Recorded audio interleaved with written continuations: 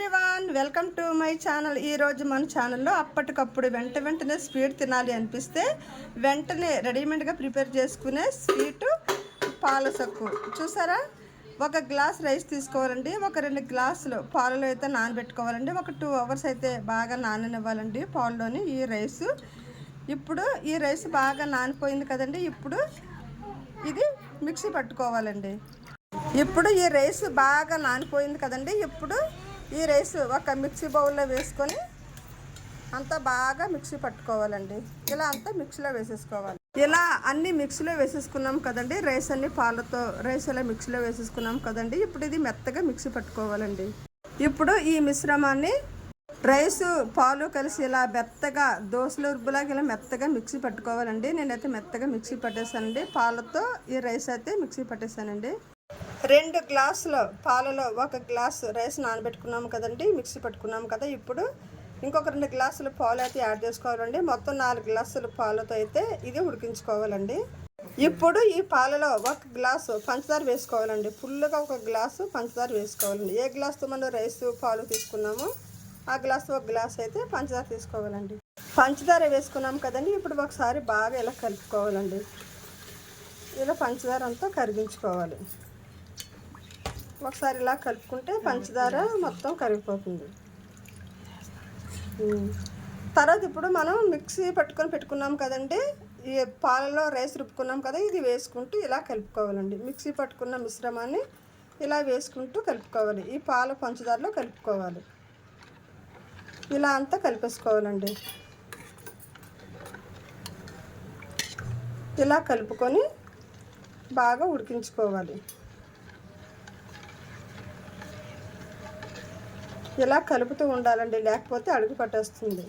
ఇప్పుడు ఇలా పాలు పంచదార ఇవన్నీ వేసేసుకున్నాం కదండి. మిక్సీ పట్టుకున్న రైస్ కూడా వేసేసుకున్నాం కదా. ఇప్పుడు కొబ్బరి ముక్కలు వేసుకోవాలండి. కొబ్బరి ముక్కలు కూడా వేసుకొని చిన్న ముక్కలుగా కొబ్బరి అయితే కటింగ్ చేసుకొని పెట్టుకోవాలండి. కొబ్బరి ముక్కలు కూడా అన్నీ ఇందులో వేసుకోవాలండి. చిన్న కొబ్బరి ముక్కలు తురుముకొని వేసుకుంటే కూడా మంచి టేస్టీగా చాలా బాగుంటుందండి ఈ రెసిపీ. చూసారా, కొబ్బరి ముక్కలు అన్నీ కటింగ్ చేసి అయితే వేసేసానండి. ఈ మిశ్రమాన్ని ఇలా కలుపుకుంటూ ఉండాలండి. స్టవ్ సిమ్లో పెట్టుకొని ఇలా కలుపుతూ ఉండాలండి, లేకపోతే అడిపడేస్తుంది. ఇప్పుడు జీడిపప్పు కూడా వేసుకోవాలండి. జీడిపప్పు కూడా ఇలా వేసుకొని దీంట్లో కలుపుకోవాలి. కొబ్బరి జీడిపప్పు వేసుకొని అయితే కలుపుకోవాలండి. చూసారా, ఇలా కలుపుతూ ఉండాలండి. అడుగు పట్టకుండా ఇలా కలుపుకుంటూ ఉండాలి. ఇలా కలుపుతూ ఉంటే బాగా చిక్కగా దగ్గరికి అయితే అయిపోతుంది రెసిపీ. దగ్గరికి ముద్దలాగా అయితే అయిపోవాలండి. ఇలా కలుపుతూ ఉండాలి, లేకపోతే అడుగు పట్టేసి నల్లగా మాడిపోద్ది. చూసారా, ఈ కంటెన్సీని ఇలా కలుపుతూ ఉండాలండి. చూసారా, మనకు దగ్గర పడినంత వరకు చిక్కగా దగ్గర పడినంత వరకు అయితే ఇలా కలుపుతూ ఉండాలండి, లేకపోతే అడుగు పట్టేస్తుంది. చూసారా, ఈ కంటెన్సీ అయితే ఇలా దగ్గర అయినంత వరకు ఇలా కలుపుతూనే ఉండాలండి. స్టవ్ లో ఫ్లేమ్లో పెట్టుకొని అయితే ఇలా కలుపుకోవాలి.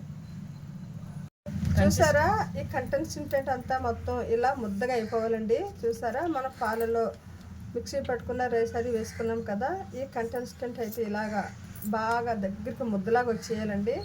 చూసారా ఎంత పర్ఫెక్ట్గా వచ్చిందో. మనం ఇలా కలుపుకుంటూ ఉండాలండి. కన్సిస్టెంట్ అయితే ఇలా దగ్గరికి ముద్దలా వచ్చేయాలండి. చూసారా ఎంత పర్ఫెక్ట్గా వచ్చిందో.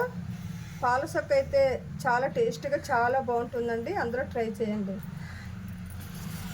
నైస్ రెసిపీ అండి, సూపర్. ఇప్పుడు ఈ మిశ్రమంలోని ఒక 2 స్పూన్లు నెయ్యి కూడా యాడ్ చేసుకోవాలండి. చూసారా, మనకి నెయ్యి వేసుకుంటే టేస్ట్ చాలా బాగుంటుందండి. ఒక 2 స్పూన్లు అయితే పెద్ద స్పూన్తో 2 స్పూన్లు నెయ్యి వేసుకోవాలండి. నెయ్యి వేసుకున్న తర్వాత ఇప్పుడు ఇలా బాగా కలుపుకోవాలండి. ఈ మిశ్రమాన్ని ఇప్పుడు బాగా కలుపుకోవాలి. నెయ్యి వేసిన తర్వాత బాగా కలుపుకోవాలి. అడుగు పట్టకుండా బాగా కలపాలండి.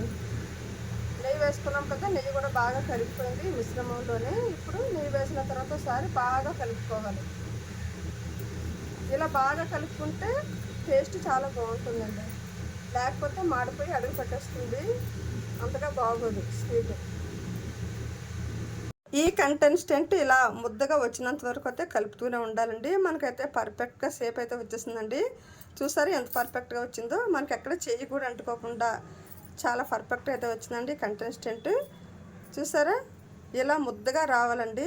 చాలా పర్ఫెక్ట్గా వస్తుంది పాలసొక్కు. మీకు ఇంకా అర్థం కాకపోతే చెయ్యి ఒకసారి తడుపుకొని కంటెస్ట్ మీద ఇలా టచ్ చేస్తే మనకి చెయ్యికి ఎక్కడ అంటుకోకుండా ఉంటుందండి కంటెస్టెంట్. చూసారు ఎంత పర్ఫెక్ట్గా ఎలా వచ్చిందో. మరి చాలా బాగా అయితే వచ్చిందండి. సూపర్గా వచ్చిందండి. చాలా పర్ఫెక్ట్గా అయిందండి. ఇప్పుడు స్టవ్ పైన ఒక బాణీ పెట్టుకోవాలండి. బాణీ పెట్టిన తర్వాత ఒక 2 స్పూన్లు నెయ్యి వేసుకోవాలండి. ఒక 2 స్పూన్లు నెయ్యి వేసుకొని ఇప్పుడు దాంట్లో కొబ్బరి ముక్కలు వేసుకోవాలండి. కొబ్బరి ముక్కలు కూడా ఫ్రై చేసుకోవాలండి. ఇలాగా కొబ్బరి ముక్కలు ఫ్రై చేసుకోవాలండి. గోల్డెన్ కలర్లోకి వచ్చినంత వరకు కొబ్బరి ముక్కలు అయితే ఇలా నెయ్యిలో వేయించుకోవాలండి. చూసారా, నెయ్యిలో ఇలా వేయించుకుంటే టేస్ట్ అయితే చాలా బాగుంటుందండి. కొబ్బరి ముక్కలు ఇలా గోల్డెన్ కలర్లోకి వచ్చినంత వరకు ఫ్రై చేసుకుని అయితే తీసుకొని ఒక బౌల్లో వేసుకోవాలండి. కొబ్బరి ముక్కలు ఇలా గోల్డెన్ కలర్లోకి వచ్చినంత వరకు ఫ్రై చేసుకొని తీసేసి అయితే ఒక బౌల్లో వేసుకోవాలండి. మనం అదే నెయ్యిలోని జీడిపప్పు కూడా ఫ్రై చేసుకోవాలండి. జీడిపప్పు కూడా గోల్డెన్ కలర్ వచ్చినంత వరకు ఫ్రై చేసుకోవాలండి. ఇలా బాగా ఫ్రై చేసుకుంటేనే చాలా టేస్ట్గా బాగుంటుందండి స్వీట్. గోల్డెన్ కలర్ వచ్చినంత వరకు జీడిపప్పు ఫ్రై చేసుకోవాలండి. మరొక 2 స్పూన్లు నెయ్యి యాడ్ చేసుకోవాలండి. ఇదే కళాయిలోని 2 స్పూన్ల నెయ్యి యాడ్ చేసుకున్న తర్వాత ఇది నెయ్యి బాగా కరిగించుకోవాలండి. 2 స్పూన్లు నెయ్యి వేసుకొని నెయ్యి బాగా కరిగించుకోవాలండి. నెయ్యి కొంచెం ఎక్కువగా వేసుకోవాలండి. అప్పుడే మనకి టేస్ట్ చాలా బాగుంటుందండి. మనం రెడీ చేసుకున్నాం కదండి, ఈ మిశ్రమాన్ని ఇప్పుడు ఈ నెయ్యిలో వేసుకోవాలండి. ఇలా నెయ్యిలో వేసుకొని మొత్తం ఈ బాణీ అంతా బాగా అప్లై చేసుకోవాలండి. మనం అంతా బాగా సర్దుకోవాలండి. ఇలా అంతా వేసేసుకున్న తర్వాత మొత్తం అంతా రౌండ్గా మనం సర్దేసుకోవాలండి. రౌండ్ షేప్ వచ్చినంత వరకు మొత్తం అంతా కలిసి మనమల్గా రౌండ్గా చేసుకోవాలండి. ఈ మిశ్రమాన్ని అంతా ఇప్పుడు నెయ్యిలో వేసేయాలండి. ఇలా అంతా మొత్తం నెయ్యిలో వేసేసుకోవాలండి. నేనైతే మొత్తం అంతా ఇలా నెయ్యిలో వేసేసాను. చూసారా, ఇప్పుడు మొత్తం రౌండ్గా సర్దుకోవాలండి. ఈ మిశ్రమాన్ని అంతా ఇలా ఒక బాణీలో వేసేసుకున్నాం కదండి నెయ్యిలోని. ఇప్పుడు ఇలా స్ప్రెడ్ చేసుకోవాలండి. రౌండ్గా ఇలా ఒక అట్ల కాడతో మనం రౌండ్గా ఇలా స్ప్రెడ్ చేసుకోవాలండి. ఇది రెడ్ కలర్లో గోల్డెన్ కలర్లో ఉడికినంత వరకు సిమ్లో పెట్టుకొని లో ఫ్లేమ్లో స్టవ్ పెట్టుకొని ఉడికించుకోవాలండి. చూసారా, నెయ్యిలో ఇలా ఉడికించుకోవాలండి. నెయ్యిలో ఇలా గోల్డెన్ కలర్ వచ్చినంత నెయ్యిలో ఉడికించుకుంటే స్టవ్ లో ఫ్లేమ్లో పెట్టుకొని టేస్ట్ చాలా అంటే చాలా బాగుంటుందండి. మరి ఈ రెసిపీ ట్రై చేయండి, అందరూ కూడా చాలా బాగుంటుందండి. చూసారా, ఇలాగా స్ప్రెడ్ చేయాలి. మొత్తం రౌండ్గా చేసుకోవాలండి. రౌండ్గా చేసుకున్న తర్వాత స్టవ్ లో ఫ్లేమ్లో పెట్టుకొని మూత పెట్టుకొని ఉడికించుకోవాలండి. చాలా టేస్టీగా చాలా బాగుంటుంది. చూసారా, ఇప్పుడు ఇలా చేస్తాం కదా, ఇప్పుడు మనం మూత పెట్టుకొని ఒక 10 నిమిషాల పాటు స్టవ్ లో ఫ్లేమ్లో పెట్టుకొని అయితే రెడ్గా ఉడికించుకోవాలండి. ఇలా మూత పెట్టుకొని ఒక 15 నిమిషాల పాటు ఇలా ఉడికించుకోవాలండి. ఇలా మూత వేసేసుకొని స్టవ్ లో ఫ్లేమ్లో పెట్టుకొని ఒక 15 నిమిషాల పాటు అయితే ఉడికించుకోవాలండి. ఇలా మూత వేసేసుకోవాలండి. స్టవ్ లో ఫ్లేమ్లో పెట్టుకొని ఇలా మూత వేసేసుకొని ఒక పావు గంట సేపు అయితే ఉడికించుకోవాలండి. బాగా గోల్డెన్ కలర్లోకి వచ్చినంత వరకు ఉడికించుకోవాలండి. అప్పుడు తీసి కటింగ్ చేసుకోవాలండి. కొబ్బరి ముక్కలు జీడిపప్పు ఫ్రై చేసుకొని పక్కన పెట్టుకున్నాము కదండి. ఇప్పుడు ఈ కొబ్బరి ముక్కలు జీడిపప్పు కూడా ఇలాగా గార్నిష్ చేసుకోవాలండి. పైన ఇలాగా దీంతో గార్నిష్ చేసుకుంటే మనం తినేటప్పుడు చాలా టేస్టీగా క్రిస్పీగా పంట కింద పడుతూ ఉంటాయి. టేస్ట్ అయితే చాలా బాగుంటుంది. ఇలా గార్నిష్ చేసారండి. ఈ జీడిపప్పు కొబ్బరి ముక్కలు కూడా వేసుకొని పైన ఇలా గార్నిష్ చేసేసుకోవాలి. చాలా టేస్టీగా చాలా బాగుంటుంది. ఇంతేనండి, ఇవి కూడా ఇలాగ అప్లై చేసేసుకోవాలి. అన్నీ వేసేసుకొని ఒకసారి ఇలా అప్లై చేసేసుకోవాలి. చాలా బాగుంటుందండి స్వీట్ అయితే, ట్రై చేయండి. సూపర్ అంటే సూపర్గా ఉంటుందండి. Nice recipe. మొత్తం అన్నీ రెడీ చేసుకొని అయితే స్టవ్ మీద పెట్టేసుకున్నాం కదండి. ఇప్పుడు స్టవ్ లో ఫ్లేమ్లో పెట్టుకొని అయితే ఉడికించుకోవాలండి. ఇలా మూత వేసేసుకొని స్టవ్ లో ఫ్లేమ్లో పెట్టుకొని అయితే ఒక 15 నిమిషాల పాటు అయితే ఉడికించుకోవాలండి. గోల్డెన్ కలర్లోకి వచ్చినంత వరకు ఉడికించుకోవాలండి. మనకి పాల చెక్కు స్వీట్ అయితే రెడీ అయిందండి. చాలా పర్ఫెక్ట్గా చాలా బాగా వచ్చిందండి. చూసారా, గోల్డెన్ కలర్లోకి వచ్చినంత వరకు అయితే బాగా ఫ్రై అయ్యిందండి. మరి స్మెల్ అయితే మామూలుగా లేదండి. నెయ్యి స్మెల్, జీడిపప్పు స్మెల్ సూపర్గా ఉందండి. మరి తిన్నామంటే మరి అస్సలు మరి మర్చిపోలేమండి లైఫ్లో. స్వీట్ అంత కలర్ఫుల్గా అంత టేస్టీగా చాలా బాగుందండి. చూసారా ఎంత పర్ఫెక్ట్గా ఉందో. మనం ఇలాగా పాల సక్కు స్వీట్ అయితే మరి పర్ఫెక్ట్గా రెడీ అయిందని ఇప్పుడు చల్లారిన తర్వాత మనం కేక్ ముక్కల్లాగా కటింగ్ చేసుకుని అయితే మరి తినాలండి. టేస్ట్ అయితే చాలా బాగుందండి.